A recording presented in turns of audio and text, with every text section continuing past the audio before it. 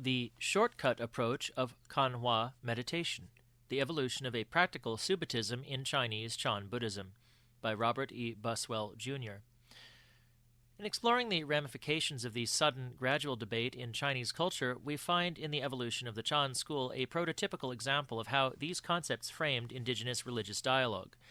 The preceding chapters in this volume have shown that the imputed tension in the dichotomy between sudden, dun, and gradual, qian, styles of practice and rhetoric was used by the Chan school in part to forge an autonomous sectarian identity for itself.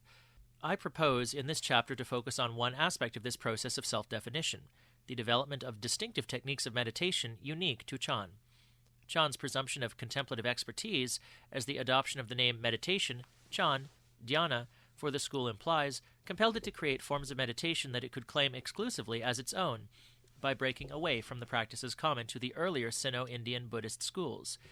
It accomplished this by condemning earlier Sino-Indian techniques as gradual, while claiming that Chan taught more direct approaches to meditation. Along with its attention to Buddhist praxis, Chan also experimented with new types of religious language, demonstrating at the conceptual level the autonomy of Chan from the rest of the Buddhist tradition. Chan eventually abandoned the complex descriptive terminology of Sino-Indian Buddhism in favor of a terse rhetoric that it considered to be proleptic and transformative. These new modes of expression were in turn applied to Chan teaching as well, resulting in radical pedagogical styles unknown to rival schools of Buddhism. Through this two-pronged evolution in both praxis and rhetoric, Chan, during the Song dynasty, 960 to 1279, was able to justify its own paradigmatic vision of itself as, first, an independent transmission of Buddhism separate from the doctrinal teachings, Jiao Wai, Pie Chuan, Pu Li, Wen Tzu, and second, as an abrupt approach to spiritual attainment that involved nothing more than the direct vision of the enlightened nature of the human mind. Ji Ji, Jian Xin, Qian Sheng, Cheng Fo. These two currents of change merged in the Hongzhou school of Matsu Daoyi, 709 to 788, and its collateral Linji line, founded by the eponymous Linji Yixuan, died 866. John McRae has explored in this volume the polemical uses of the term sudden in the school of Hozi, as promulgated by Shen Hui, 684 to 758. The rhetorical purity McRae sees as one of the foci of Shen Hui's teachings was further elaborated by his contemporaries in the Hongzhou school. Their more illocutionary forms of discourse became not merely a rhetorical device, but also a unique pedagogical technique, that of encounter dialogue, Jiyuan Wen Da. The Hongzhou school attempted to use this new style of religious repartee as a means of catalyzing enlightenment in its students. The wider implications of this rhetoric and pedagogy were subsequently explored by later teachers in the Linji line, who attempted to reconcile them with Chan praxis as well. This attempt led to the development of a sudden style of meditation, that of gong'an, public case, or huatu, critical phrase, investigation. Exemplifying the Linji approach to practice, this meditative technique was called Kanhwa Chan, Chan of observing the critical phrase, by Dahui Zonggao, 1089 to 1163, its most prominent Song dynasty advocate. With no direct analog in the extensive Indian meditative repertoire, Kanhwa Chan is a uniquely Sinitic form of meditation adapted to indigenous sensibilities regarding religious praxis.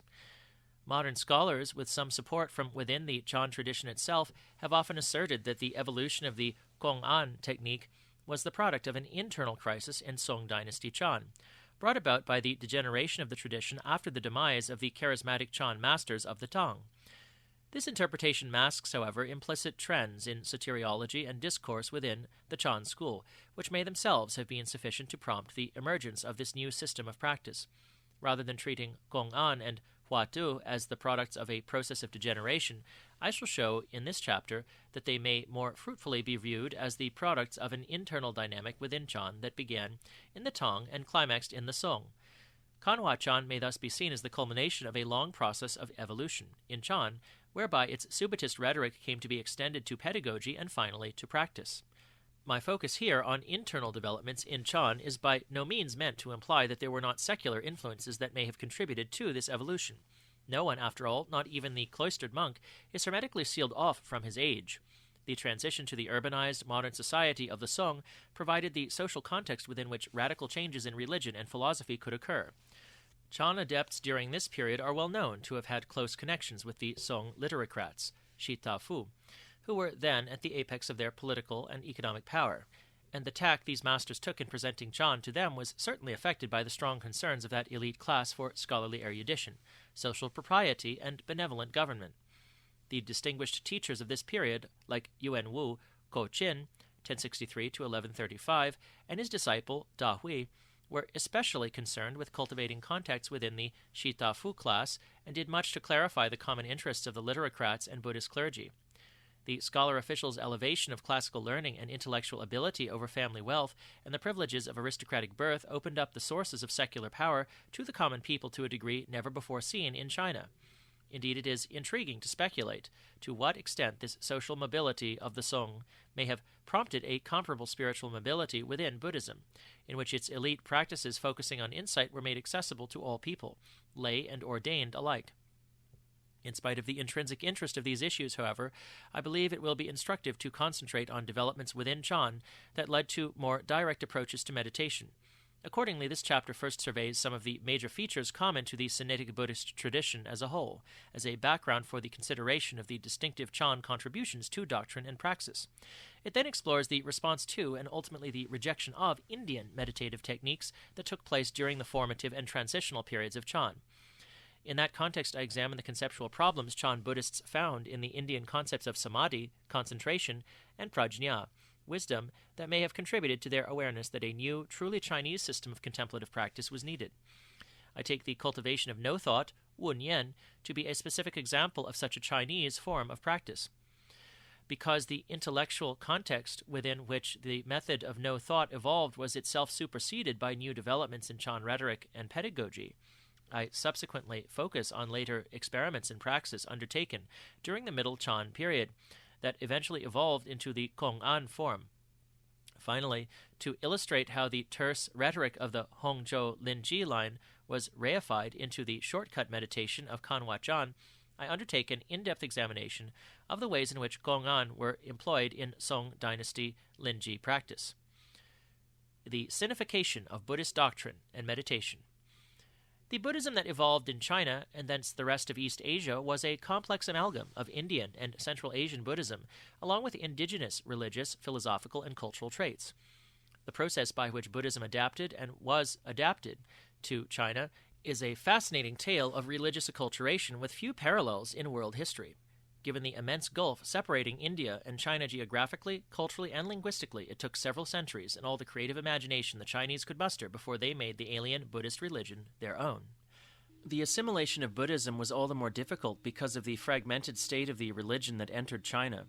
Buddhism was not a monolithic tradition imported wholesale from what the Chinese termed the outer regions, Huaiyu, viz. India and Central Asia. By the 1st century A.D., when the transmission began in earnest, the religion had already split into a number of competing schools of dogma and practice, each ostensibly Buddhist, yet often diametrically opposed to one another in premises and approaches. As representatives and texts of these different schools trickled into China, the Chinese were hard put to reconcile their disparate teachings. This problem compelled the Chinese from the Six Dynasties period, early 3rd to latter 6th centuries, onward to attempt to develop interpretive taxonomies, panjiao, that could incorporate these varied doctrines into more comprehensive systems of thought. This process led to the creation of sinified schools such as the Niepan, Nirvana, and later during the Sui and Tang periods, the Tiantai and Huayan. This hermeneutical reworking of Buddhism was not just a reaction to the religion's foreignness, and the Chinese schools that developed through this process were not mere recastings of originally Indian teachings. Rather, they were attempts to fashion new forms of Buddhist theology, without precise Indian antecedents that would be more directly relevant to Chinese religious concerns and cultural presumptions. These new Sinitic theologies accepted the this-worldly orientation of Chinese culture for the most part, and sought ways to allow the adherent to practice his or her religion while fulfilling expected social roles and filial duties.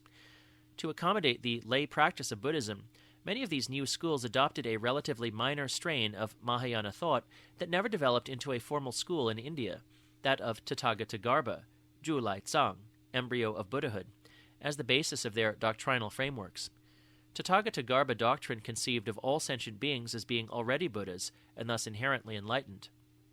With this conception of enlightenment, the Chinese in turn envisaged spiritual beatitude not as a state of otherworldly transcendence, either apophatically as the cessation of conditioned things, or cataphatically as the direct experience of the bliss of nirvana, but as the recognition of the individual's multivalent interconnection to all things in the world. This state is what the Huayan school termed the unimpeded interpenetration between all phenomena, shi shi wu ai. Since enlightenment was in this wise made coextensive with mundane life, it was not considered necessary for the adept to complete a lengthy spiritual regimen in order to achieve Buddhahood. Rather, Buddhahood could occur in the present life without requiring the adept to abandon his place in the world. This interpretation of Buddhist soteriology is the notion of sudden enlightenment, Donwu, to which most of the Chinese schools of Mahayana subscribe, albeit to varying degrees. Sudden enlightenment implies, of course, that there is a more direct means to awakening than the complex, intricate series of steps taught in Indian Buddhist texts. But most importantly for Chinese Buddhists, it also made the summum bonum of Buddhism readily accessible to ordinary people living active, engaged lives in the world, and not just to religious specialists ensconced in isolated mountain monasteries. This accommodation is commonly seen in Chinese religious writings directed at a lay audience, the most prominent examples being Pure Land, and as we shall see later in this chapter, Chan texts. The openness of Chinese Buddhism to the prospect of lay people achieving enlightenment differs strikingly from the Indian traditions. The Theravada school current today in South and Southeast Asia, for example, generally does not regard enlightenment as a viable goal for most of the laity, and lay practice is commonly reduced to merit-making. Even ordination as a monk becomes not simply a means to personal liberation, but a way of producing and transferring merit to one's ancestors and family. The openness of Chinese Buddhists to the prospects of a liberating lay vocation was not prompted solely by altruistic motives, however. As an alien religion, Buddhism suffered periodic attacks from nativistic elements within the Chinese governing bureaucracy, and the charge was frequently made that Buddhism's support of monasticism was destroying the family system that was the basis of the Chinese way of life.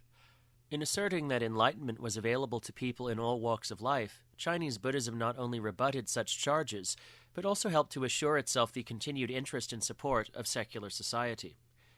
But if this Chinese ideal of a sudden, immediately available approach to enlightenment was to become accessible in practice, the contemplative techniques that catalyzed awakening had also to be sinified.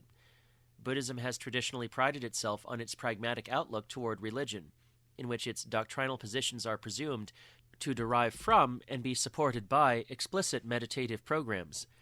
Since it is impossible to separate the ontology of Buddhism from its soteriological schemata and meditative practices, it was inevitable that Buddhist meditation would also come within the purview of the sinification that was occurring on the doctrinal front. The earliest interest of the Chinese in Buddhism, in fact, derived from the spiritual technologies brought by early Buddhist missionaries. In the same way that modern Westerners often view Buddhism as a type of self-help psychology, second-century Taoists saw in Buddhism a form of internal alchemy.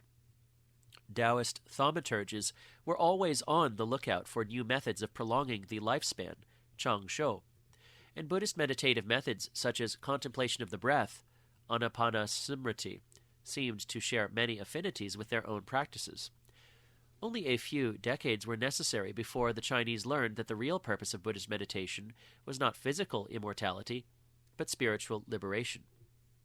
But this initial interest in Buddhist meditation gave the Buddhists a foothold in China, based on which they could begin to hone their message and thence disseminate their religion throughout East Asia. Just as early Chinese Buddhists had first to understand and then adapt Indian Buddhist doctrine to their own ways of thinking, so too was it with Indian contemplative techniques. This sinification of meditation began in the Tiantai school, as Neil Donner has shown in his chapter in this volume. But it was the Chan school that undertook the most protracted experiments at adapting Indian meditative practices to China. These attempts may even have begun at the very inception of the tradition. For example, Tao Xin, 580 to 651, the putative fourth patriarch of Chan, is said to have incorporated Taoist Shouyi, guarding the one, practices in his own descriptions of meditation. In the 8th century, such experiments began to take place in earnest, coinciding with the emergence of distinct Chan schools with self-conscious, if not self-created, identities. These intra-sectarian controversies within the Chan movement are represented by the archetypal debate between two rival soteriologies, the gradual approach of the northern school of Shenshu, 606 to 706, versus the sudden approach of the southern school of Huineng, 638 to 713. While it is now common knowledge that this controversy cannot be considered historical fact, the record of the debate nevertheless provides a valuable retrospective paradigm of Chan's overriding concern with excising any trace of gradualism from its teachings. The two 8th century schools that traced their lineage to the southern branch of Chan both advocated sudden enlightenment. These were the Hozi school of Shenhui, who claimed to be the successor to Huineng, and the Hongzhou school of Matsu Daoyi, who was allegedly connected to Huineng through the obscure Nanyue Huaijiang, 677 to 744. Since the Hongzhou line was the only one of the earlier schools of Chan to survive the Huijiang persecution in 845, the majority of the mature Chan houses trace their origins back to Huineng through the Hongzhou school. Hence, classical Chan, in all its guises, claims to adhere to a sudden approach. Hongzhou eventually matured into the Linji school, which traces its lineage from Matsu Daoyi to Pochang Huaihai, 720 to 814, Huangpo Shiyun, died circa 850, and finally Linji Yixuan. The reader will note here that this periodization of Chan history differs somewhat from the bipartite division between early and classical Chan, which John McRae proposes earlier in this volume. McRae has made a convincing case in his pioneering works on the Northern School for equating early Chan with that school, representing the formative stage of Chan. But I suggest that we further distinguish a middle Chan period ranging from the middle 8th to the middle 9th centuries preceding the emergence of classical Chan. Many of the Chan schools that flourished during this period were reacting to the Northern School's formulations of doctrine and practice, and this transitional age is noted as a time of experimentation with new, even radical interpretations of Buddhist praxis. Zongmi, 780 to 841, the prolific chronicler of this period, mentions some 7 major schools of Chan in his time, which flourished in different areas of China. These include the schools of Hongzhou, Hozi, Nyotu, and the Korean Musangs. 684 to 762, Szechuan line, which was the earliest Chan tradition known to the Tibetans. Given the proliferation of Chan schools during this period, as well as the pronounced regional character of those schools, to intimate that post-Northern School Chan refers solely to the Hongzhou line oversimplifies the vibrancy of Chan during the 8th century. Of course, identifying such a transitional period is not to deny that Hongzhou was the most important of these middle Chan schools in the later evolution of the tradition. Nor does it reject the notion that some of the distinguishing characteristics of Hongzhou, such as encounter dialogue, came to typify mainstream Chan during the Song dynasty. But it was not until such repartee was codified into the gong'an form that it can be termed classical. In Matsu's time, it was still one of a number of variant forms of Chan, all of which had a chance at predominance. Overlooking the diversity present during this transitional period obscures the many tentative steps that had to be taken before Chan became a mass religious movement during the Song. Classical Chan in the periodization I propose, then, would refer to the systematizations of Chan lineage, doctrine, practice, and institutions that were completed during the Song, and that descended in large part from the Hongzhou school of Middle Chan. Specifically, classical Chan refers to the 5 houses, Wujia, of the mature Chan tradition, Linji, Caotong, Yunmen, Fayan, and Guiyang. Since these schools evolved over a protracted period of time, there can be no precise terminus a quo for this period. But the late Tang 5 dynasties interregnum provides a convenient working date, mid-9th to early 10th centuries. It should also be noted that the Song dynasty is known primarily as a period of neoclassicism in Confucianism, as defined by its several retrospective systematizations of that religious tradition, Zhu Shi's 1130 to 1200 being the most prominent example. It thus seems appropriate to consider the systematizations of Chan that took place during the Song as representing the classical period of Chan Buddhism as well. The challenge of Indian meditative models, Samadhi and Prajna. From early in its history, and particularly during the Middle Chan period, Chan is distinguished by experimentation with meditative praxis. The representative text of this period, the Platform Sutra of the Sixth Patriarch, Liu Tzu Tan Ching, provides a striking example of Chan reactions to Indian contemplative techniques. One of its most prominent sections seeks to reinterpret the prototypic Indian meditative concepts of samadhi, concentration, and prajna, wisdom, in a manner more amenable to the Chinese penchant for Subitism. Indian soteriological tracts typically portray samadhi and prajna as specific constituents of a gradual regimen of spiritual maturation, leading from morality, shila, to concentration, and finally to wisdom. Given the non-sequential approach of Chan, however, it is obvious that a major reconceptualization of samadhi and prajna was in order. Chan accomplished this by interpreting samadhi and prajna as being not stages in practice, but states of mind present in all moments of thought. This redefinition allowed Chan adherents to claim, as in fact the Platform Sutra did claim, that the mind ground that is without distraction is the samadhi of the self-nature. The mind ground that is without ignorance is the prajna of the self-nature. It could then be explained that samadhi and prajna, as states of mind, are not themselves different varieties of cultivation, but are in fact both operative at all levels of practice. As Zongmi notes, from the initial activation of the bodhicitta until the attainment of Buddhahood, there is only calmness, i.e. samadhi, and only awareness, i.e. prajna, unchanging and uninterrupted. It is only according to the respective position on the bodhisattva path that their designations and attributes are somewhat different. At the moment of understanding awakening, i.e. the first level of the 10 faiths, they are called noumenon and wisdom. Noumenon is calmness. Wisdom is awareness. When one first activates the bodhicitta and begins to cultivate, i.e. the first stage of the 10 viharas, they are called shamatha vipassana. Shamatha brings external conditioning to rest and hence conforms with calmness. Vipassana illuminates nature and characteristics and hence corresponds to awareness. When the practice continues naturally in all situations, i.e. from the 7th bhumi onwards, they are called samadhi and prajna. Because of its effect of stopping all conditioning and fusing the mind in concentration, samadhi is calm and immutable. Because of its effect of illuminating and giving rise to wisdom, prajna is aware and undiscriminative. When the defilements are completely extinguished and the consummation of meritorious practices has led to the attainment of Buddhahood, viz. Buddha Bhumi, they are called bodhi and nirvana. Bodhi is a Sanskrit word meaning enlightenment. It is awareness. Nirvana is a Sanskrit word meaning calm extinction. It is calmness.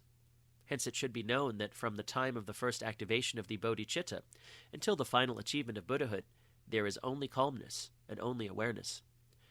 Zongmi elsewhere goes so far as to claim that samadhi is actually an abbreviation for both samadhi and prajna. Thus Chan, viz. Meditation or samadhi, was by implication the epitome of all Buddhist meditative culture. This collapsing of samadhi and prajna into Chan suggests that the movement was seeking to define a single overarching experience in which the entire Buddhist path, marga, would be subsumed. The non-dual nature of samadhi and prajna in Chan writings is explained in an influential section of the Platform Sutra. There the awakening to the nature of the mind is prajna, while the cultivation of that awakening is samadhi. Good and learned friends, my approach to Dharma has samadhi and prajna as its foundation. It is absolutely essential that you do not deludedly claim that prajna and samadhi are different. Samadhi and prajna are one in their essence, not two. It is precisely samadhi that is the essence of prajna. It is precisely prajna that is the functioning of samadhi. Whenever there is prajna, samadhi is present within that prajna. Whenever there is samadhi, prajna is present within that samadhi. Good and learned friends, the meaning here is just that samadhi and prajna are equivalent. Those people who are cultivating the path pay heed. Do not say that the arising of prajna is preceded by samadhi, or that samadhi and prajna are each distinct. For one who entertains this deluded view, dharmas are characterized by duality. As attractive as this interpretation of samadhi and prajna may have been, the quandary in which it left Chan was in many ways worse than the solution it purported to offer. The Chan emphasis on direct insight left little place for the progressive development of samadhi and prajna. Ultimately, what need was there to retain such terms if samadhi and prajna were collapsed into one another, or were said always to be present? The conceptual baggage that inevitably accompanied the use of these Indian concepts was so overwhelming that Chan eventually discarded both of them. Samadhi and prajna were condemned as having only provisional value for dullards, who were as yet unprepared spiritually for the more sophisticated techniques of Chan. Approximately one generation after the redaction of the Platform Sutra, a Korean Sun Chan monk named Muyom, 799 to 888, who studied in China with Maku Paoche, born 720, in the Hongzhou lineage, made one of the more evocative denunciations of samadhi and prajna in his Musolt Oron, treatise on the tongueless realm.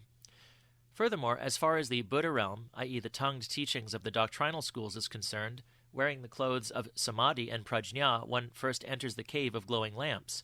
Then, removing the clothes of samadhi and prajna, one stands in the arcane land.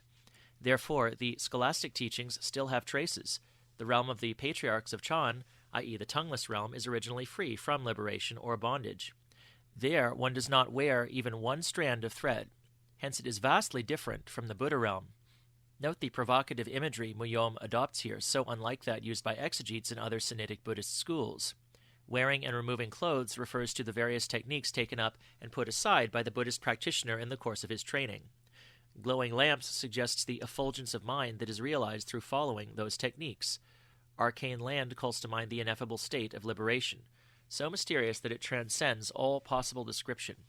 But Muyom leaves no doubt as to the provisional nature of samadhi and prajna. The doctrinal teachings demand that one first put on something that must later be removed. To the Chan adept committed to a sudden approach to liberation, the obvious response is, if something must eventually come off anyway, then why put it on in the first place? Because Chan did not rely on any provisional characterizations of practice, Muyom conceived of his school as a tongueless approach to Buddhism. It was far superior to the tongued theologies and their quintessential meditative concepts, samadhi and prajna, precisely because it provided a way for the adherent to reach enlightenment without going through an unnecessary costume change. The Song Fayan theorist Yongming Yanshao, 904-975, in his magnum opus Zongqing Lu, Mirror of the Source Record, describes the provisional nature of samadhi and prajna and how the Chan approach transcends them both. Samadhi is the essence of one's own mind. Prajna is the function of one's own mind. The two approaches of samadhi and prajna are the essentials of practice. They are the primary teachings of the Buddhas and patriarchs, and are explicated in all the sutras and shastras. Now, according to the teachings of the patriarchs, there is one further approach that is the most concise of all. It is no mind, toward a distinctively Chan style of meditation, no thought practice.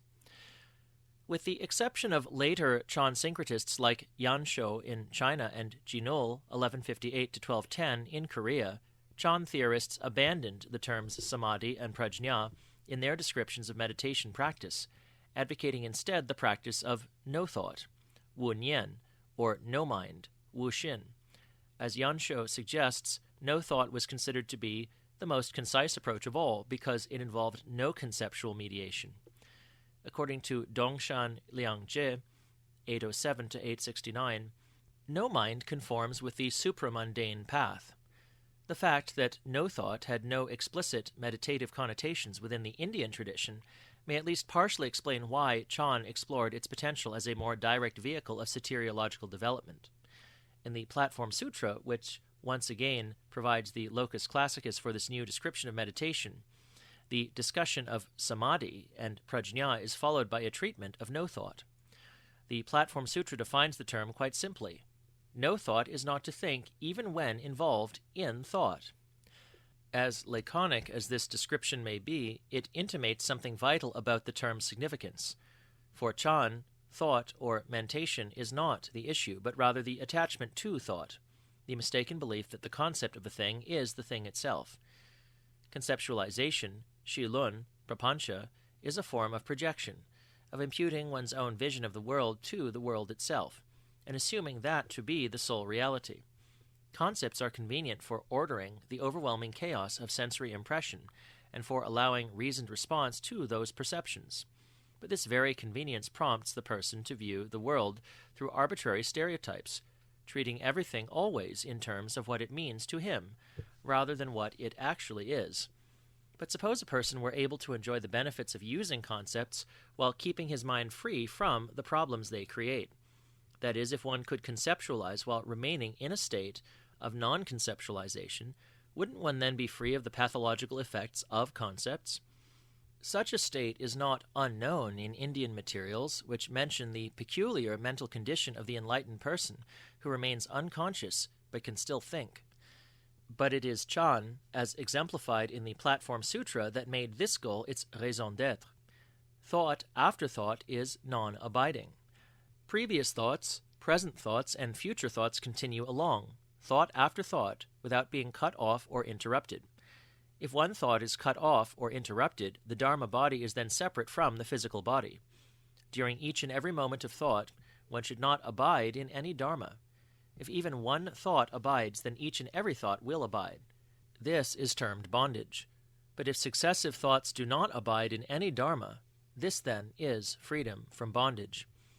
The principal point of the section in which this passage appears is that the mind should not dwell on sensory experiences and become entranced thereby. Abide in them. The Dunhuang reading may be construed as suggesting that thought also is not to be forcibly repressed, cut off through concentration techniques. This clause would then be an implicit criticism of the Northern School's presumed style of practice, which was attacked in an earlier portion of the Platform Sutra as clinging to quietude rather than freeing the mind for engaged action. The deluded man sits without moving and casts aside delusion without activating his mind. This kind of practice is the same as insentience and the cause of an obstruction of the Tao. Tao must be something that circulates freely. Why should it be impeded? No thought, then, is non-dualistic, not distinguishing between wrong thoughts, which should be suppressed, and right thoughts, which should be encouraged. It instead allows the mind to flow freely without any of the obstructions or value judgments that would impede the Tao. Since no thought practice can thus be allowed to develop spontaneously, it provided a critical stage in the evolution of a sudden style of cultivation in Chan. No thought is achieved when the perceptions of sense objects no longer reverberate in the chambers of one's mind, becoming in the process reified into concepts. To be untainted in regard to all sense objects is called no thought. If you constantly keep your own thoughts free from all sense objects, then the mind will not arise concerning those sense objects. If you don't cogitate, su, on the 100 things, thoughts, nian, will be exhausted and cast aside. But if one thought is cut off, then you will die and be reborn in another realm. The Platform Sutra suggests here that tainted thoughts, thoughts that arise as a result of sensory impingement, should be allowed to exhaust themselves through a natural process of disengagement, keeping one's thoughts free from sensual attachments. Don't cogitate on the 100 things. If instead one contrives to eradicate thought, compelling the mind to be free from mentation, one will continue to be subject to transmigration. You will die and be reborn in another realm. Rather than leading to aphasia, then, no thought restores the natural clarity of mind. And, because this clarity allows the adept to see through the chimeric display of concepts, he is free to use them without attachment. This sense that effort is ultimately an obstruction to liberation is a common theme in literature propounding Subitist positions, as Luis Gomez has shown in his chapter in this volume. We can thus see in the middle Chan emphasis on no thought a tentative step toward a practical Subitism, one that would not require the student to complete a series of steps that eventually culminate in enlightenment. For the transitional Hotze school of middle Chan, it was the capacity of no thought to foster unattached action that made it the principal constituent of that school's description of cultivation. In Zongmi's account of the Hotze interpretation of the sudden teaching, in sharp contrast to the Hongzhou view, as we shall see below, the student is encouraged toward an initial sudden understanding awakening, Jie-wu, to the truth of his own innate Buddhahood. However, just knowing that he is a Buddha does not necessarily mean that he will act like one, so the student subsequently continues to develop all varieties of bodhisattva practices, maturing his comprehension until finally complete enlightenment is achieved. But because the student remains in a state of no thought after his initial awakening, he has neither attachment to those bodhisattva practices nor any gradualistic idea that they are the proximate causes of his eventual realization of complete enlightenment. It is therefore thanks to no thought that he can both cultivate all wholesome actions and yet remain completely unattached to that cultivation, as well as eradicate all defilements without conceiving that there is anything to be eradicated. As Zongmi says, following Shen Hui, even though we cultivate the manifold supplementary practices of the Bodhisattva, they all have no thought as their core. If we can only maintain no thought, liking and disliking will naturally fade away, and compassion and wisdom will naturally grow in brightness. Wrong actions will naturally come to an end, and meritorious deeds will naturally be augmented. It will be called the cultivation whereby nothing is cultivated. A calm radiance will appear, and our responsiveness will be unlimited. This is called Buddhahood. This approach of sudden awakening, gradual cultivation, was to be severely criticized by later teachers in the Hongzhou school, and later the Linji lineages, who followed a different interpretation of the sudden teachings. But it became extremely influential in the Sun school of mid-Goryeo dynasty, 937 to 1392 Buddhism in Korea, which attempted to combine Kanhwa, Chan, with this long outmoded soteriological schema. No thought retained an extremely important place in Chan soteriology long after it was superseded by the meditative techniques of the classical Chan schools, which we shall turn to at the conclusion of this essay. The importance of no thought derives from its recognition as the access to realization, Zhengzhu, catalyzing the direct confirmation of the student's innate Buddhahood. Since realization awakening, Zhengwu, meant the experience of the unconditioned, Wu Wei, asamskrita, it perforce was non-conceptual. A parallel with the Chan exegesis of samadhi and prajna can be discerned here. Like samadhi and prajna, no thought was regarded as both the consummation of all other types of practice and the catalyst of the final moment of realization. It, too, remained valid at all levels of practice. But the simultaneous evolution of a distinctive style of Chan rhetoric during the Middle Chan period was ultimately to lead to the creation of a new type of Chan meditation that would supersede even no thought. The distinctive rhetoric and pedagogy of Chan. Because of the intimate connection between doctrine and practice in Buddhism, it was perhaps inevitable that Chan's response to Indian meditative models would be accompanied by new ways of referring to the doctrinal concepts of the Sino-Indian tradition. As we've already seen, one of the principal concerns of the Sinitic tradition of Buddhism was the idea that secular life could be the ground of enlightenment.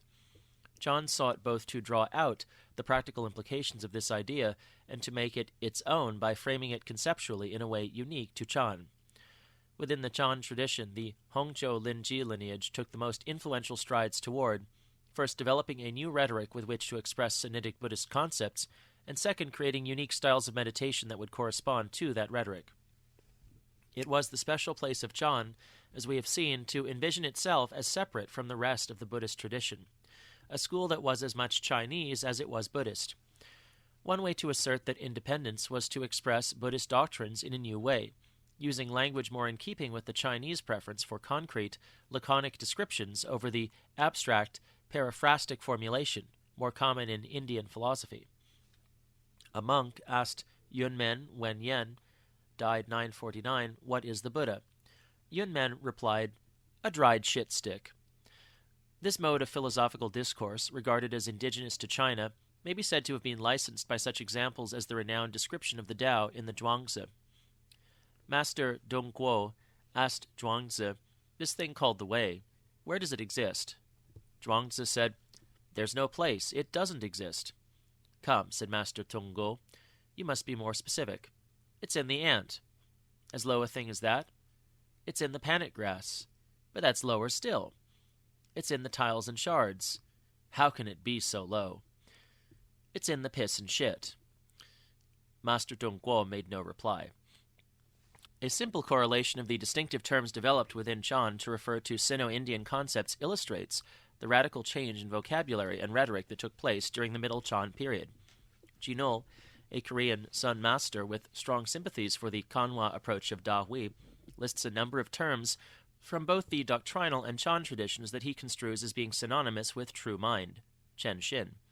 The doctrinal terms, deriving ultimately from Indian Buddhist texts, are all abstract and conceptual: Tathagata-garbha, embryo of Buddhahood; Dharmadhatu, realm of reality; Buddha-dhatu, Buddha nature; Nirvana, Tatata, suchness.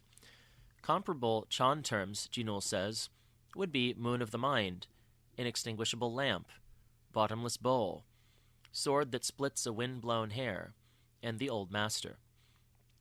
The contrast is striking, readily illustrating the Chan penchant for substantive metaphor.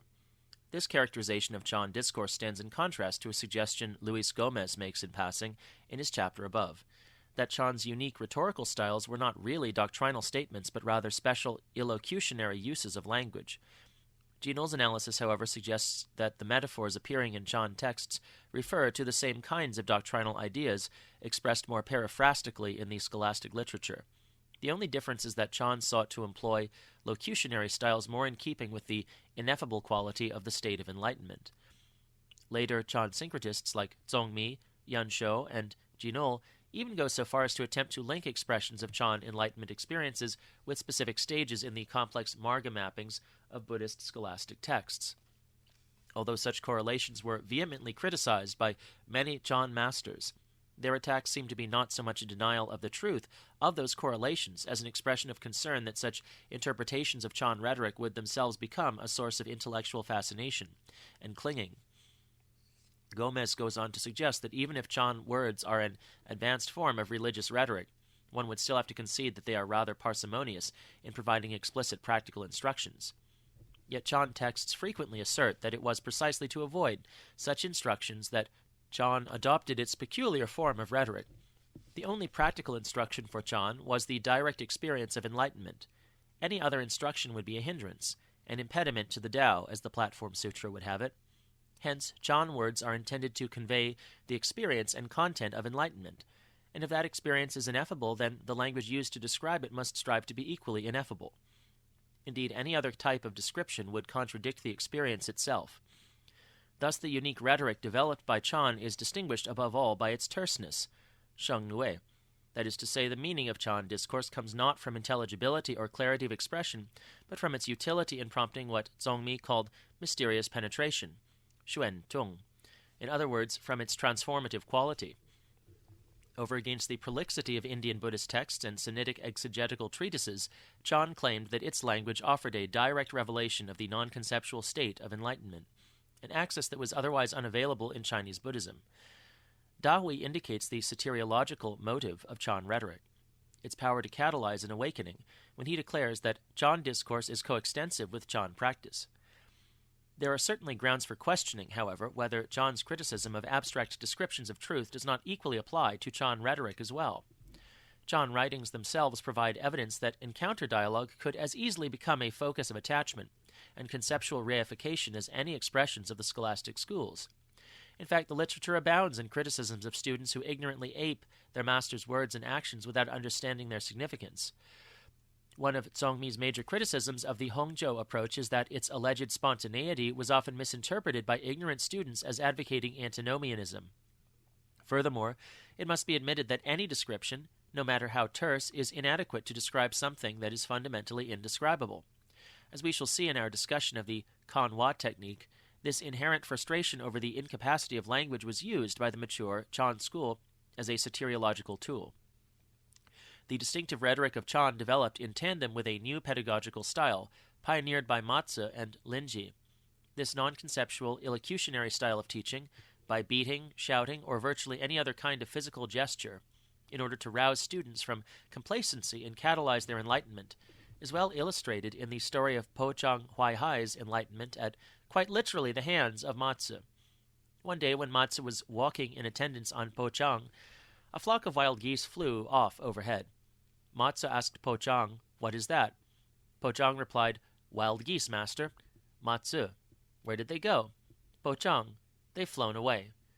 Matsu turned his head and, seizing Po Chang's nose, violently tweaked it so that Po Chang cried out in pain. The master asked, "How could you say that the wild geese have flown away? They have been here from the very beginning." Through these words, Po Chang awakened. Matsu was also not above using a swift kick at times on his students, as the following encounter with Hongzhou Shui Liao suggests. While they were out gathering rattan, Master Shui Liao asked Matsu what is the real meaning of Bodhidharma's coming from the west. Matsu replied, "Come closer and I'll tell you." When Shui Liao was quite close, Matsu kicked him in the chest, knocking him to the ground. In a daze, Shui Liao got up, clapping his hands and laughing loudly. Matsu asked, "What insight did you have that has made you laugh?" Shui Liao said, "Hundreds of thousands of teachings and immeasurable sublime meanings are on the tip of one hair. Today I have completely understood their source." Subsequent masters in Matsu's lineage adopted this iconoclastic teaching style with a vengeance, expanding it in virtually every conceivable direction. Whenever students questioned Matsu's immediate disciple, Shi Kung Huizang, who had been a hunter before ordaining, about the Dharma, he would take up his old bow and arrow and take aim right between their eyes. A seventh-generation successor, Jinhua Zhuti, always raised one finger, while Shinzhou Dati would strike the ground. Huangbo Shiyun is said to have beat his student Linji to bring him to enlightenment, and Linji himself is best known for his use of a loud shout, ho, as a teaching device, of which he distinguished 4 different types. The refinement, if that is the word, of this teaching style continued unabated, and in the records of Linji and his disciples we find several encounters that seem almost parodies of Chan teaching methods. The following example is typical. The master asked a monk, "Where do you come from?" The monk shouted. The master saluted him and motioned him to sit down. The monk hesitated. The master hit him. Seeing another monk coming, the master raised his whisk. The monk bowed low. The master hit him. Seeing still another monk coming, the master again raised his whisk. The monk paid no attention. The master hit him, too. By now, the Indian antecedents of Chan Buddhism have faded deeply, so thoroughly synthesized with Chinese modes of thought that they are difficult to distinguish any longer. Although Chinese doctrinal schools such as Huayan and Tiantai retained at least something of the distinctive Sino-Indian Buddhist vocabulary, even that has largely vanished in the Hongzhou Linji line of Chan, to be replaced by proleptic shouts, beatings, and farce. Cultivation in the Hongzhou and Linji schools. But what kind of formal practice was actually advocated by the Hongzhou Linji line to accompany this innovative rhetoric and pedagogy? The discourse records, Yulu, and transmission of the lamp anthologies, Tonglu, from which most of our material on early masters in this line derives, rarely include such concrete information. Both these genres of Chan literature, like the Kong'an anthologies to which we shall soon turn, were not compiled until the Song period, several centuries after the lives of the teachers they purport to describe. The anecdotal formats of discourse records and lamp anthologies were intended not so much to preserve information about the unique teachings of specific masters as instead to convey, respectively, the particular house style, jiafeng, of each of the 5 houses of classical Chan, or the collective experience of the larger Chan tradition. The historical difficulties surrounding these materials should not, however, obscure their value in detailing Song Chan's retrospective perceptions of its own evolution. Indeed, the testimony of these discourse records tells us a great deal about the concerns of their Song authors, and the specific influences they perceived from their eminent Tang predecessors. However, any conclusions these accounts suggest concerning practices current during this transitional period of Chan are necessarily tentative and must await further study. Given the limitations of our material, let us examine what the discourse records of Matsu and Linji have to say about the approaches to practice of the Hongzhou and early Linji schools. Matsu's record portrays a teacher whose system is totally oriented toward the experience of awakening, to the complete deprecation of cultivation. True insight does not come about from maturing specific wholesome causes that lead to corresponding results. Such an approach would reduce the experience of the unconditioned, asamskrita, to that of a conditioned, samskrita, result, meaning that the unconditioned would be governed by the same causal processes as the conditioned realm. Such a conclusion, Chan claimed, reflects an inferior perspective on spiritual training, such as would be held by the mediocre Shravakas of the much maligned Hinayana branch of Buddhism. The path does not involve cultivation. If it is claimed that it is achieved through cultivation, that cultivation results, in turn, in disaster. This is just what happens to the Shravakas. The Shravakas don't know that the sanctified mind originally is free from stages and positions, causes and effects, steps and levels. It is a mental presumption and misconception that one cultivates causes and realizes their effects. For Matsu, there is no hint of any sequence of practices that leads the student from one stage to another, progressively abandoning unwholesome actions and cultivating wholesome conduct until those stages reach their consummation in perfect purity of mind. As he frequently reiterates, the Chan adept should neither cling to the wholesome nor reject the unwholesome. Hence, effort is not necessary to achieve enlightenment. Rather, one should simply free the mind from artificial constraints so that it will be open to that prospect, and thus allow the Tao to circulate freely, as the Platform Sutra said. Since there are no causes that result in awakening, the student can do nothing to effect his own enlightenment, Matsu remarks, except simply to have faith in the fact that his own mind is a Buddha. Matsu saw everything in life as a manifestation of the fundamentally pure nature of the mind. There is no need to think that one has to control, alter, or create anything in order to achieve enlightenment. The fact that a person is sentient is proof enough of his innate enlightenment, and of the fact that his ordinary, everyday mind is itself the enlightened mind. If the student will just allow his mind to be enlightened, as it in truth already is, rather than trying to shape it into that form by removing defilements and cultivating wholesome states of mind, the need for cultivation will be obviated. Then the supramundane path will be achieved naturally, without expending any effort. For one who wants to directly experience this path, the normal mind, Bing Chang Xin, is the path. What is meant by normal mind? It is the mind that is free from construction and production, right and wrong, clinging and rejection, annihilationism and eternalism, ordinary and saint. It is your everyday walking, standing, sitting, and lying down, your personal encounters and contacts with things, which are all entirely just this path. Matsu's teacher, Nanyue Huaizhang, reiterated this claim that there was nothing the student could develop that would allow him to achieve enlightenment when he criticized Matsu for seeking Buddhahood through meditating. In a famous exchange, Huaizhang is said to have seen Matsu sitting in meditation in front of his hermitage. Going over to him, Huaizhang picked up a brick and began grinding it against a stone.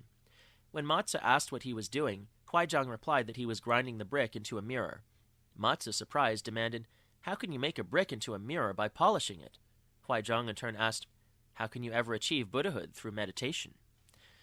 Since everything that occurs to the individual is an expression of the functioning, yong, of the essence, di, of the inherently enlightened Buddha nature, the student need only allow that nature to express its innate state in order to be enlightened. Thus he may come to awakening without having to cultivate anything. There would be no need either to control unwholesome tendencies of mind or to develop wholesome states of mind. Hence cultivation, such as it is for Matsu, means simply to allow the mind to act spontaneously. Matsu's soteriological program, in which awakening receives exclusive emphasis and cultivation is reduced to spontaneity, zhujian, that is, simply allowing one's innate enlightenment to operate freely, is the second principal interpretation of the sudden teachings of the Southern School of Chan. As we have seen, Shen Hui's interpretation of the sudden teaching as sudden awakening gradual cultivation presumed that further spiritual development would be necessary after the initial awakening, in order for the adherent to learn how to express his enlightenment in practical terms. Matsu's approach is usually characterized instead as sudden awakening, sudden cultivation, dunwu, dunshu, in which awakening and cultivation are both perfected simultaneously. Awakening to the essence of the mind is claimed to occur instantaneously, and since cultivation is just the functioning of that essence, it too is instantly perfected, leaving nothing further either to develop or to overcome. Hence the student need not concern himself at all with cultivation, but should instead give full attention to awakening. Matsu, however, provides few practical hints on what precisely the student was to do in order to have that experience of sudden awakening come cultivation. His record mentions only one catalyst that might prompt such an experience of complete enlightenment, the encounter with an enlightened master. If one is a person of the highest spiritual faculties, he might unexpectedly encounter the instructions, literally direct pointing, jishi, of a spiritual advisor, and through those words gain understanding. Then, without having to pass through any further steps or stages, he would suddenly awaken to his original nature. Thus it would seem that encounters with enlightened teachers, such as are glorified in the many anecdotes preserved in the later gong'an collections, were the principal technique of cultivation used in the Hongzhou school, and it is the reliance on this technique that marks the transition to what would eventually become the classical forms of Chan. Such encounters were intended to prod the student out of the misconception that he is not enlightened and allow him to see that everything is a manifestation of his innate Buddha nature.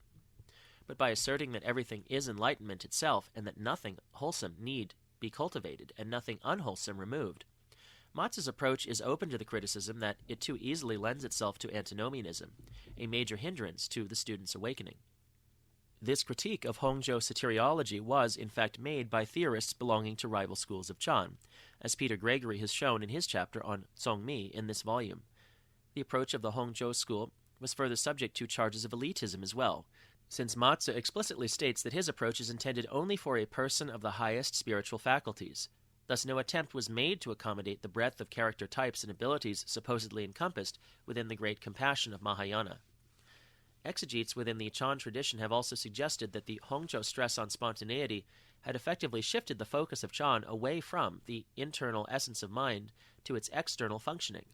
Hence, rather than seeing the nature and achieving Buddhahood, the paradigmatic statement of Chan gnoseology, the Hongzhou school instead maintained that it is through the functioning of the mind that its nature is seen. Zongmi, for example, portrays the Hongzhou position as claiming that the mind cannot be pointed out. It is through such properties as its capacity for speech and so forth that we can prove its existence and become aware of the presence of the Buddha nature. The Hongzhou school, according to Zongmi's critique, recognizes the adaptive functioning, sui yuan, yin yong, of the mind, the myriad ways in which the mind manifests externally, but ignores its innate functioning, zu xing, ban yong, the direct manifestation of the essence itself. Zongmi compares this relationship to a bright mirror, where the surface of the mirror is the essence, the natural reflectivity of the mirror its innate functioning, and the images reflected by the mirror its adaptive functioning. Hence Matsu's approach, in being so concerned to allow the things and experiences of ordinary life to occur spontaneously, neglects to teach the student that such experiences are the end products of a process that leads back to the essence of mind itself. The teachings of Linji Yi Xuan, a fourth-generation successor in the Hongzhou lineage, can in some ways be interpreted as correcting this potential misconstruction of Matsu's intent. Linji provided for a specific type of cultivation that would complement awakening, which the student himself could develop. This was faith, shin, a practice that occupies a prominent place in the extant materials concerning Linji's teachings. Faith for Linji was not blind acceptance of an external deity or submission to the authority of one's teacher, but rather a faculty inherent in each and every sentient being. As numerous exhortations in Linji's record suggest, faith was seen as the beneficial influence constantly emanating from the enlightened nature, prompting all conscious beings toward enlightenment. Linji's faith is therefore equivalent to the innate functioning of the mind essence, which Matsu's soteriology was alleged to have neglected. Linji frequently admonishes his charges that if only their faith in the truth of their inherent Buddhahood were sufficient, they would be enlightened instantaneously, and would not have to become enlightened. This is because all persons are in fact already enlightened, and only mistakenly believe that they are not. Hence enlightenment involves nothing more than simply accepting that fact, believing it wholeheartedly. As Linji remarks, attainment is attained instantly, with no time required, no practice, no realizing, no gain, no loss. The resolute man knows full well that from the beginning there is nothing to do. Only because your faith is insufficient do you ceaselessly chase about. Having thrown away your head, you go on and on looking for it, unable to stop yourself. But with sufficient faith, the student at once realizes the inherently enlightened essence of his own mind, which Linji termed the true man of no rank, Wu Wei Zhen Zhen. This form of cultivation restores to Chan practice the school's fundamental focus on the direct experience of the essence of mind, as expressed in the injunction to see the nature and achieve Buddhahood. Faith for Linji was thus both the means and the end of practice, the catalyst of enlightenment as well as its consummation. By developing faith, the student comes to understand the fundamental premise of Chinese Buddhism, that his natural state of mind is enlightenment itself.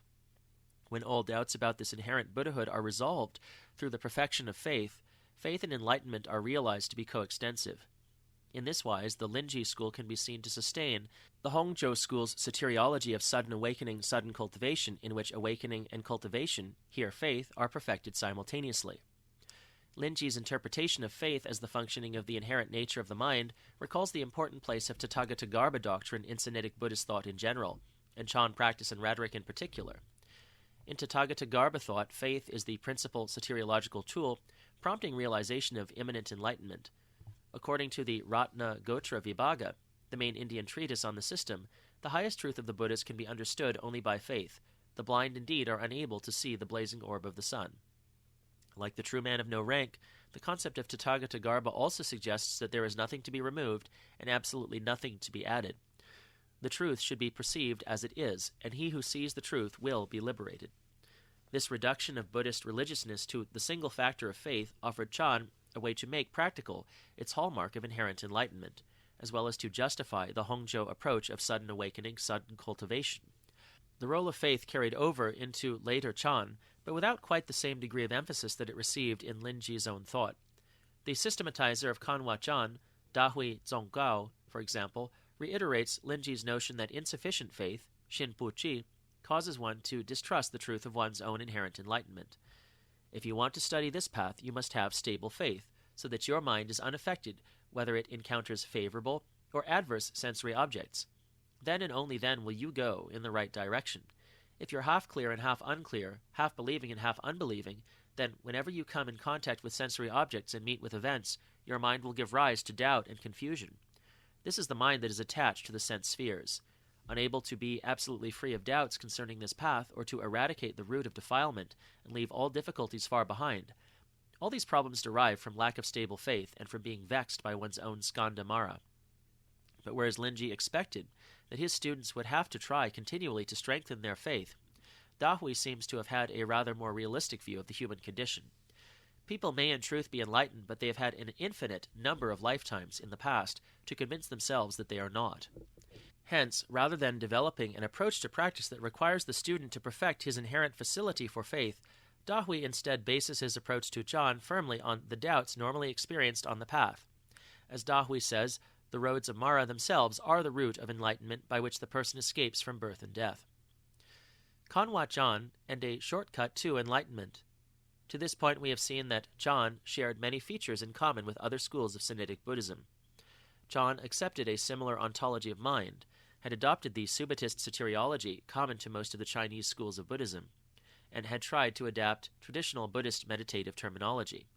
Chan's independent identity during the Middle Chan period derived to a large extent from its unique rhetorical and pedagogical styles, and it was the development of these styles that justified its claim of being an independent transmission of Buddhism. By the inception of the Song dynasty in 960, however, Chan had become a full-blown tradition in its own right, as concerned with the integrity of its teachings, practices, and institutions as any of its rivals. This long-coveted legitimacy gave Chan considerable influence among the political and intellectual elites, and allowed Chan practitioners to make seminal contributions in areas of secular culture, such as literature and the arts. But a sinification process that had begun in order to open Buddhism to Chinese in all strata of society had now resulted paradoxically in an increasing insularity of Chan from the masses. It was in this context that Chan masters of the classical period began to look, within the history of their own school, for teaching methods that would be suited to Chan's view of its own exalted pedigree. Stories about the earlier patriarchs and teachers, which were termed old cases, kutse, or more commonly public cases, gong'an, provided an especially fecund and uniquely Chan source of pedagogical material.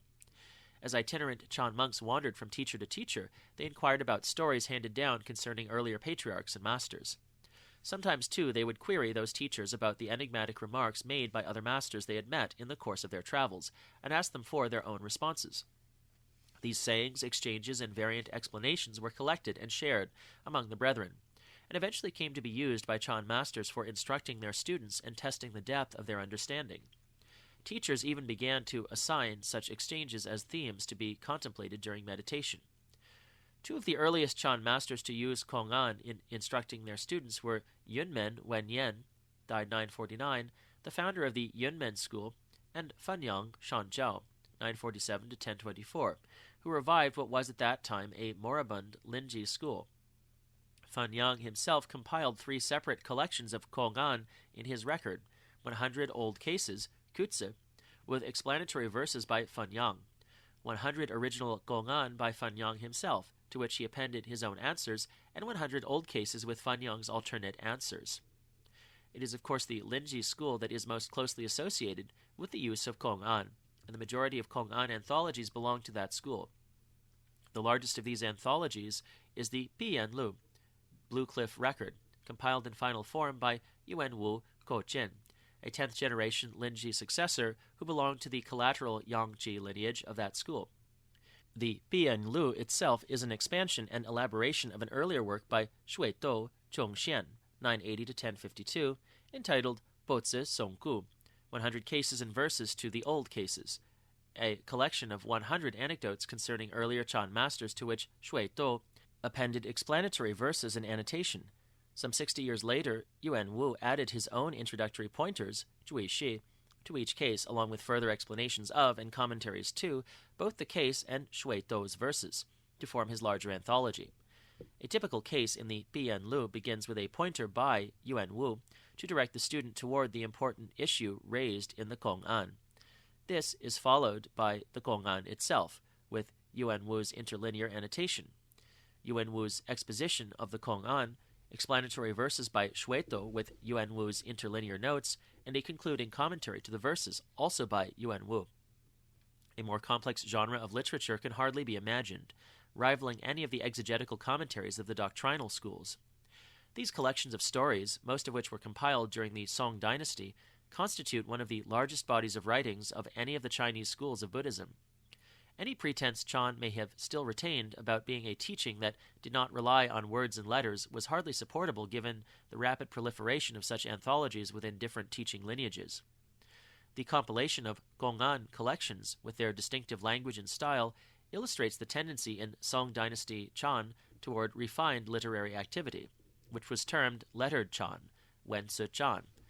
These literary endeavors helped to bring Chan into the mainstream of Chinese cultural life, and also led to a fertile interchange between Chan and secular belles lettres. But this tendency toward greater and greater erudition was also anathema to later teachers in the Linji school. If Chan did not rely on words and letters, what was the need for these massive anthologies of Chan words? Yuan Wu's own successor, Dahui Zongkao, vehemently lashed out at Song Wenzi Chan, as epitomized in his teacher's Bian Lu. For fostering, he claimed, the mistaken idea that Chan was merely clever repartee and elegant verse. In perhaps the ultimate expression of contempt for this literary type of Chan, Dahui, according to legend, tried to keep the Bian Lu out of circulation by having the xylographs from which it was printed burned. Unfortunately, the notoriety of Dahui's provocative action with regard to his teacher's writings has tended to obscure the revolutionary step made by Yuan Wu in the use of gong'an. Yuan Wu was apparently the first to teach that gong'an were not simply the dead records of exchanges with ancient Chan masters, and thus suitably the focus of literary endeavors. Rather, they should be used as if they were directly pointing, ji-ji, alternative ji-shi, to the mind of each and every individual, that is, as a statement of immediate contemporary relevance, xianzhang, genzhou, guiding one toward enlightenment, as Yuan Wu warns in his Xin Yao, Essentials of Mind. Do not look for the living road in the words and phrases. Bury yourself in the gong'an of the ancients, or make a stratagem for living in the ghost cave or beneath the dark mountain. It is important only to access awakening and have profound realization. Despite the number of gong'an that had been compiled in anthologies like his own Bian Lu, Yuan Wu insisted that any one case represented all other cases, since each was the presentation of a Chan master's enlightened mind. Hence a single gong'an contained all the past and present teachings of Buddhism and Chan, and was sufficient in itself to bring the student to awakening. As Yuan Wu states, if one generates understanding and accesses awakening through a single phrase, i.e. the Hua Du, a single encounter, Ji, or a single object, then immeasurable innumerable functions and gong'an are simultaneously penetrated. This change in the concept of the gong'an was crystallized with Yuan Wu, and with Dahui fully elaborating the viewpoint of his teacher, gong'an emerged not as literary foils but as contemplative tools for realizing one's own innate enlightenment. Hence, through the influence of Yuan Wu and Dahui, the proliferation of gong'an collections eventually slowed as the need to consider a multitude of ancient cases in the course of one's training was obviated in the radical reduction of Chan meditation to looking into, gan, but a single gong'an. Zhongfeng Mingpen, 1263 to 1323, a Yuan dynasty Chan monk in the Mi'an branch of Yuan Wu's line, describes the use of the gong'an as a catalyst for enlightenment in one of the most renowned passages of Chan literature. The gong'an is something that can be used only by men with enlightened minds, who wish to prove their understanding. They are certainly not intended to be used merely to increase one's lore and provide topics for idle discussion. The so-called venerable masters of Chan are the chief officials of the public law courts of the monastic community, as it were, and their collections of sayings are the case records of points that have been vigorously advocated. Occasionally, men of former times, in the intervals when they were not teaching, in spare moments when their doors were closed, would take up these cases and arrange them, give their judgment on them, compose verses of praise on them, and write their own answers to them. Surely they did not do this just to show off their erudition and contradict the worthy men of old. Rather, they stooped to using expedient means in order to open the wisdom eye of men of later generations, hoping thereby to make it possible for them to attain the understanding of the great Dharma for themselves in the same way. In gong'an investigation, according to Da Hui, rather than reflect over the entire gong'an exchange, which could lead the mind to distraction, one should instead zero in on the principal topic, or most essential element of that exchange, which he termed its critical phrase, hua du. Da Hui called this new approach to meditation Kanhwa chan, the chan of observing the critical phrase, and alleged that it was a shortcut, jingjie, leading to instantaneous enlightenment.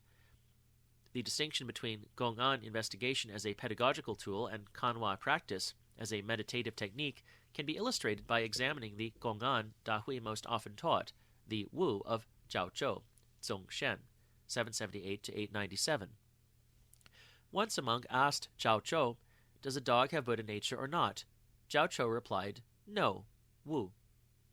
The entire exchange between Zhao Zhou and his pupil would constitute the gong'an, while its critical phrase or principal topic, hua du, would be just the word no.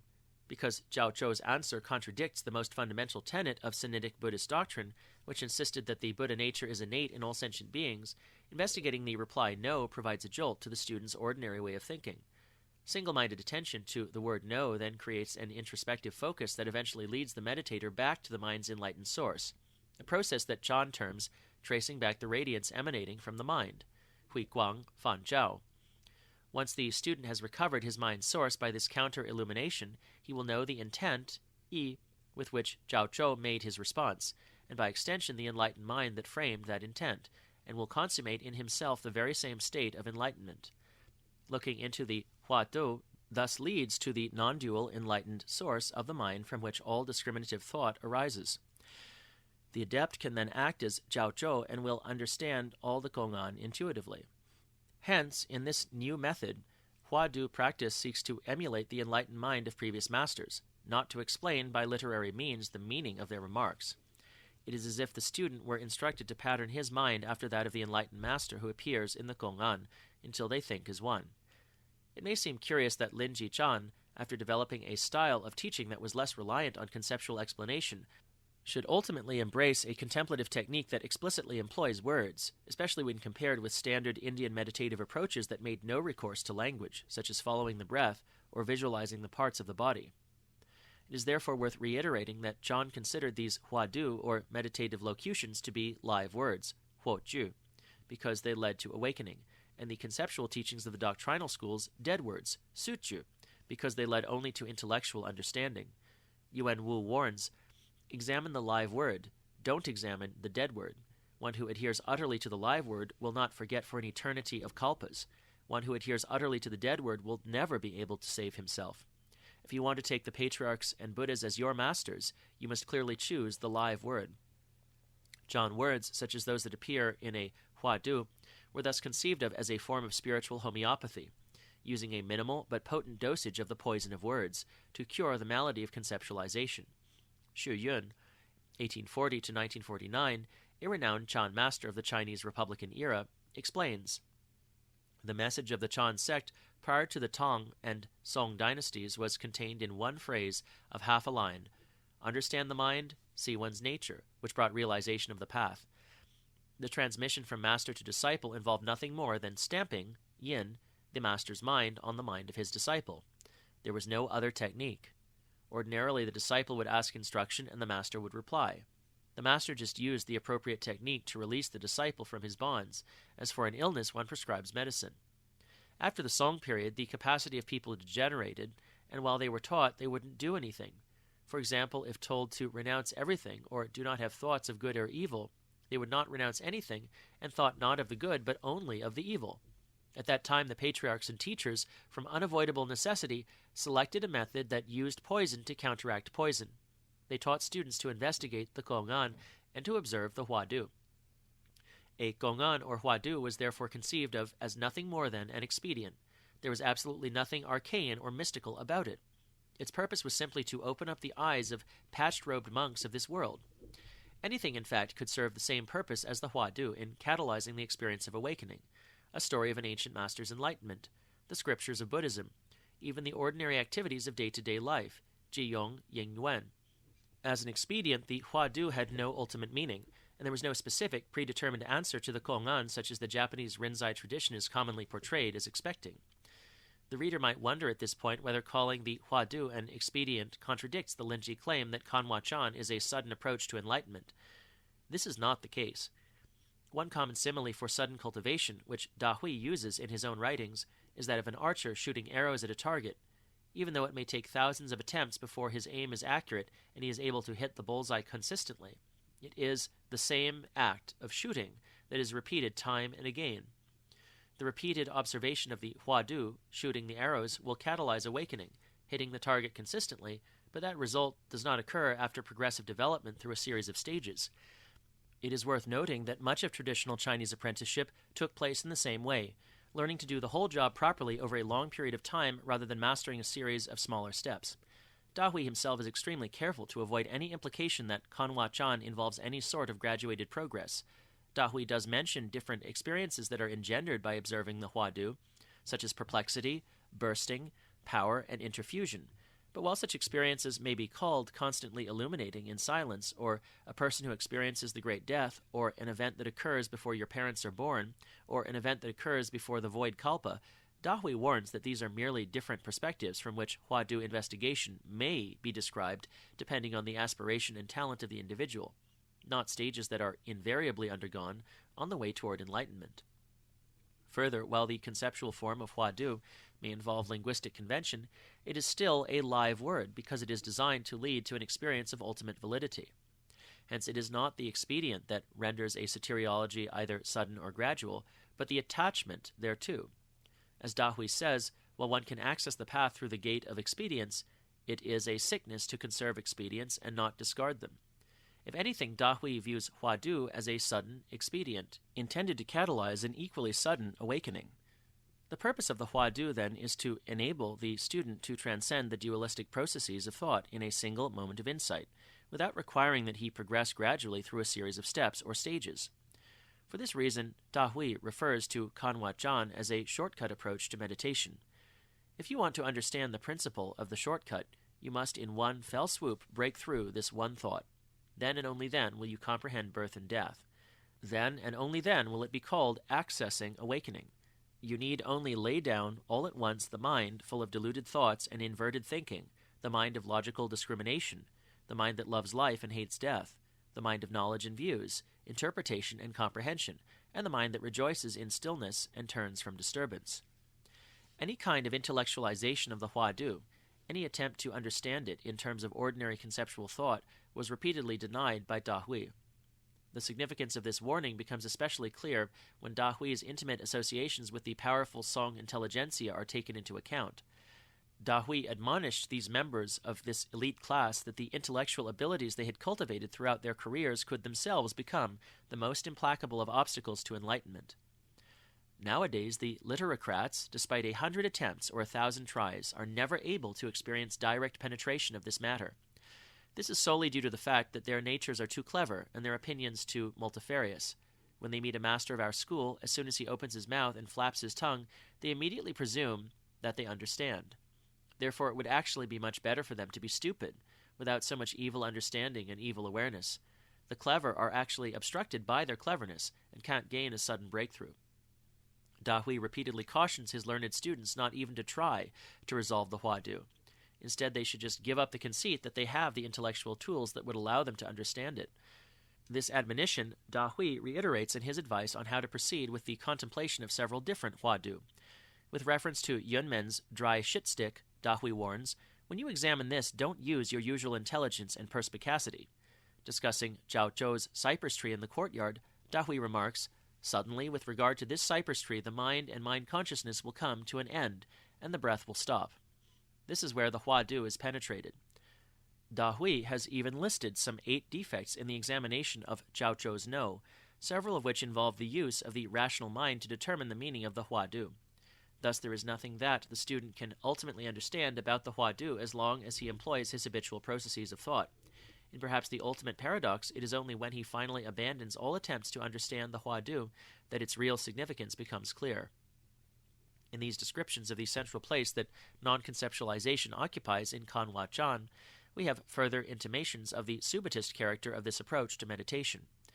Kanhwa Chan is termed a shortcut because it does not require a gradual unfolding of truth, but can be understood in a single instant of thought.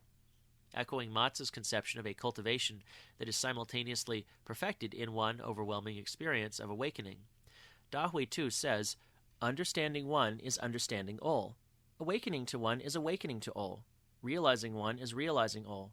It's like slicing through a spool of thread. With one stroke, all its strands are simultaneously cut. Realizing limitless teachings is just the same. There is no sequence whatsoever. Wutsu ti. There is nothing that need be developed. All the student must do is simply renounce both the hope that there is something that can be achieved through the practice as well as the conceit that he will achieve that result. This state beyond hope, where there is no place to put one's hands and feet," Dahui remarks, "is really a good place. It is a good place because it is there that conceptualization is brought to an end. Without debate and ratiocination they are at a loss, with no place to put their hands and feet. Only then can the student make the all-important transition from the conditioned to the unconditioned, which is likened to a death-defying leap off a 100-foot pole. One need only recall the role of no-thought as the access to final realization awakening to see how thoroughly that earlier account of meditation has been subsumed by the Hua-Du technique. The leap off the 100-foot pole from the conditioned to the unconditioned is perhaps the quintessential expression of what Chan means by a sudden style of cultivation and meditation. As we saw previously with Matsu, sudden cultivation demands that there be no hint of any sequence of practices that would lead the student from one stage to another, progressively abandoning defilements and cultivating wholesome actions until he achieves perfect purity of mind. The jump off the 100-foot pole suggests the radical non-attachment, even to one's own body and mind, that Buddhism has always expected as a prerequisite to enlightenment. Chan does not deny that it might take time for one to build up the courage necessary to take that ultimate plunge, but its lack of sequence at least freed it from charges of being gradualistic. Dahui's interpretation of sudden cultivation is perhaps even more radical than was Matsu's earlier description based on spontaneity. Both claim that total relinquishment, which is final enlightenment, cannot be achieved by undertaking any kind of practice. But whereas Matsu stresses the need to be free of defilement and spontaneous, Dahui refuses even to posit the necessity of maintaining an undefiled state, which the ordinary person might find daunting. For Dahui, nothing at all need be perfected to achieve enlightenment. Not purity, not samadhi, or prajna, not even the bare faith of Linji. Dahui insists, instead, that the practice must begin and end amid the typical afflictions of ordinary life, especially ignorance, delusion, insecurity, and stress. Kanhwa Chan, in fact, encourages the student to foster all the confusion and perplexity he can muster, for it was expected that the ordinary person, when first faced with the Hua-Du, would indeed be puzzled as to its significance. This puzzlement is what Linji Chan terms the sensation of doubt, I Jing, and building that sensation is the main purpose of investigating the Hua-Du. This peculiar Chan emphasis on doubt had a rather long history by Dahui's time. One of the earliest usages of the term appears in the Enlightenment poem of Lohan Kui Chen, 867 to 928, the teacher of Fa Yen Wen Yi, 885 to 958, who refers to enlightenment as shattering the ball of doubt, Yi Tuan. Dahui's grand teacher Wu Tzu Fa Yen, 1024 to 1104, also taught his students to keep the great ball of doubt. But it was Dahui who drew out the full implications of this idea, making it the core of his approach to formal meditation practice. Doubt is the perplexity the student feels from his inability to resolve the riddle of the gong'an. Doubt acts as the force that pressures the mind to break out of the complacency engendered by its habitual ways of thinking. Doubt places the person at a disconcerting loss, for he soon finds that his ordinary ratiocinative processes are inadequate to the task of penetrating the Hua-Du. Because the person ordinarily assumes that he is in control, a notion attacked in Buddhism's virulent critiques of theologies positing an eternal self, or Atman, the insecurity created by the Hua-Du becomes frustrating and unnerving, a feeling likened to a mosquito atop an iron ox. But it is precisely this sensation of doubt that Hua-Du are intended to produce, and after it is present, their purpose is fulfilled. When the doubt becomes unqualified, it and the Hua-Du become indistinguishable. As the Korean Sun monk Daego Bu, 1301 to 1382, says, the doubt and the Hua-Du fuse into one. From this point, continued investigation of the doubt cum Hua-Du will eventually trap the mind in an unmoving state of perfect concentration. That is to say, when the sense of frustration over one's inability to resolve the Huadu through ordinary logic has brought an end to random thought, intense one-pointedness of mind is engendered, which eventually produces the experience of no thought. Dahui compared this state of being existentially, implacably stuck to a rat stuck in the narrowing taper of a cow horn's trap, burrowing ever deeper to get at some oil placed inside its tip, until finally the rat is caught. The power of doubt in cutting off conceptualization is stressed repeatedly by Dahui. Doubt is that state of perplexity where intellect cannot operate and thought cannot reach. It is the road through which discrimination is eradicated and theorizing ended. Doubt makes the mind puzzled, frustrated, and tasteless, i.e. lacking in any intellectual interest, just as if you were gnawing on an iron bar. Gao Feng, Yuan Miao, 1238 to 1295, a Yuan dynasty master in the Mi'an branch of the Linji school and teacher of Zhongfeng Mingben, clarifies how doubt leads to a state of non-thought. As the sensation of doubt is perfected little by little, there then is no mind that initiates actions, and once there is no mind that initiates actions, the objects of thought are then forgotten. This ensures that the myriads of conditions naturally expire, but without bringing them to an end. The 6 windows of the senses are naturally calmed, but without calming them. Without countering the dust of sensory objects, one suddenly accesses the no-mind samadhi. Dahui interprets the story of Bodhidharma's instruction to his disciple Hui Go, 487 to 593, as a paradigm of the way Chan's statements are intended to frustrate the mundane mind of the student so thoroughly that they serve as a catalyst for supramundane awakening. Bodhidharma first instructed Hui Go, bring all conditioning to rest outside and keep the mind without panting inside. But, Dahui explains, Hui Go quoted texts and thereby sought certification. For this reason, Bodhidharma rejected each and every one of his statements.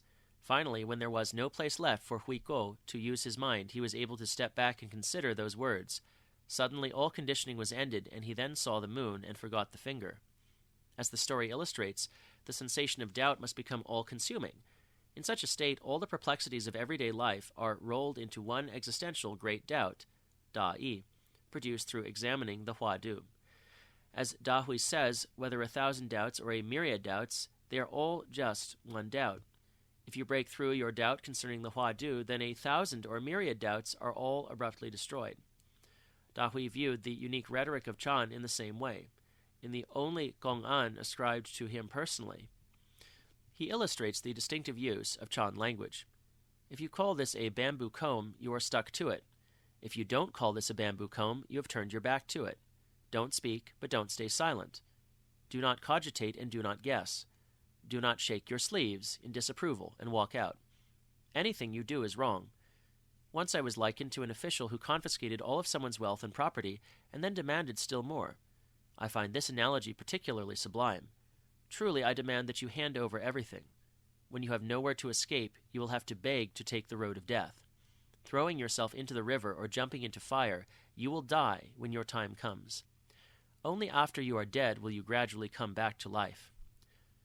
Because mental stress, an existential quandary, were exactly the states that Dahui sought to foster through Kanhwa Chan, it is no surprise that he embraced ordinary life as the ideal venue for Buddhist meditation practice. Alluding to the simile drawn by Vimalakirti, the quintessential Mahayana lay adept, he says, "The high plains do not produce lotus flowers. It is the mud of the low-lying marshlands that produces these flowers." But Dahui's vision of the ordinary afflicted condition of humankind as the way to enlightenment is a radical departure even for Mahayana Buddhism. Dahui saw the world as the ideal training ground for religious practice because it provided a plethora of situations in which frustration, doubting, and insecurity would appear, all weapons in the arsenal of Huadu meditation.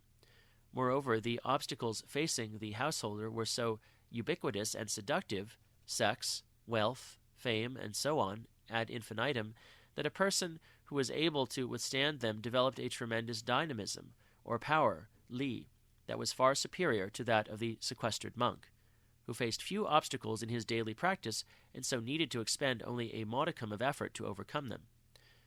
For Dahui, dynamism plays a pivotal role in consummating the process of Huadu investigation, because it is the energy that shakes the student loose from everything he had identified with previously. And again, it is by living in the world, yet remaining detached, that one develops dynamism. as soon as you become aware of the gradually conserving power in the midst of the dusty afflictions of daily life, this then will be where you gain power. This is how you achieve Buddhahood and become a patriarch. If, on the other hand, the student permits himself to become entangled in worldly affairs, he loses his dynamism by allowing his energy to become dissipated in mundane distractions and wandering thoughts.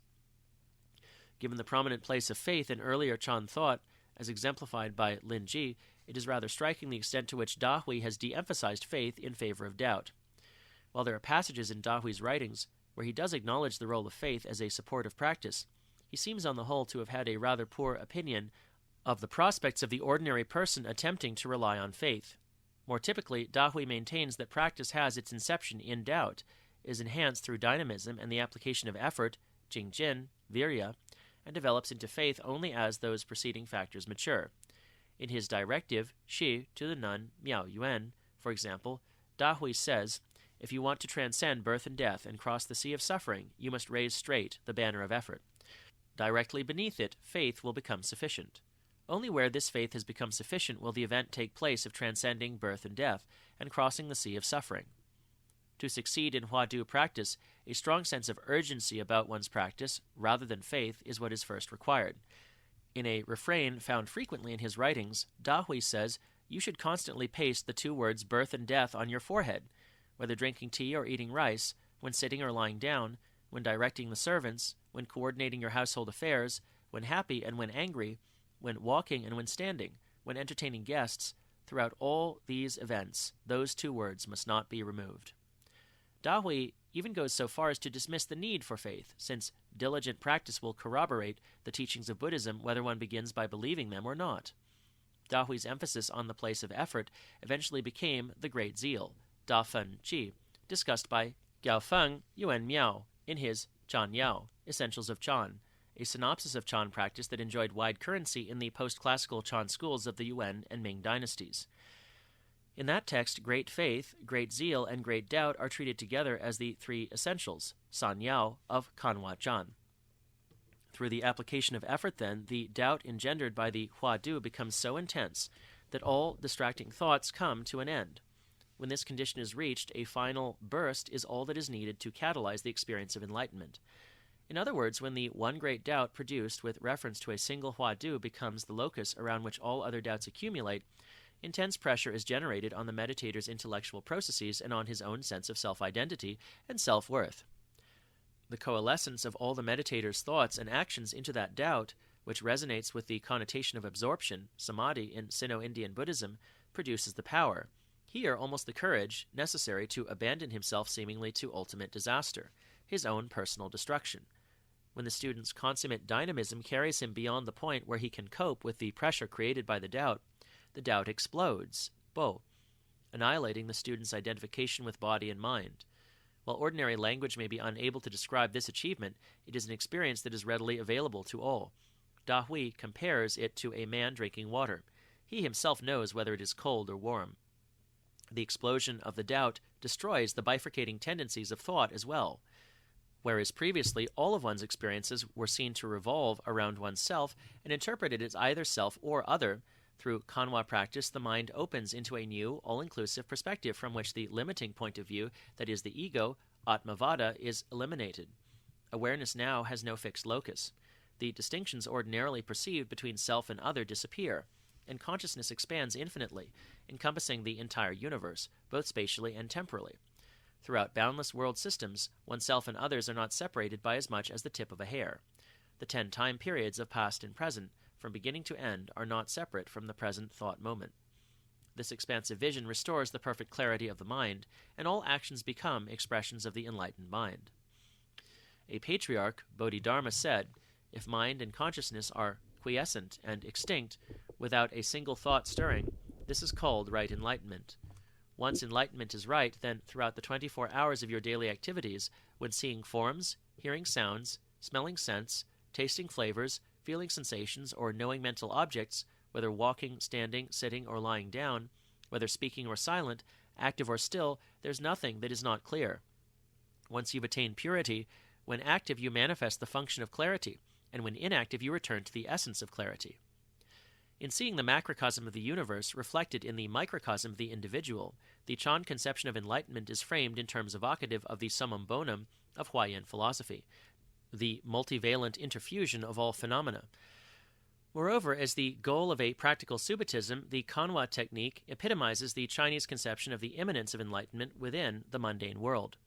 Kanhwa Chan may thus be viewed as one of several products of the sinification of Buddhism, whereby the highest reaches of Buddhist spirituality were made accessible to Chinese adherents of both lay and monastic persuasions. Its evolution was prompted by critiques of Sino-Indian meditative concepts and hastened by the rhetorical and pedagogical experimentation that occurred during the Middle Chan period. The Kanhwa technique, as standardized during the classical Chan period, exemplifies the Hongzhou conception of a spontaneous practice which is perfected not through a graduated regimen of cultivation, but through instantaneous insight. And Song accounts of Huadu investigation purport to be a definitive enunciation of the soteriology of sudden awakening, sudden cultivation, in which all traces of gradualism have been rigorously excised. Huadu meditation thus emerges as a practical application of the Subitist teachings that had been the hallmark of the Chan school since early in its history.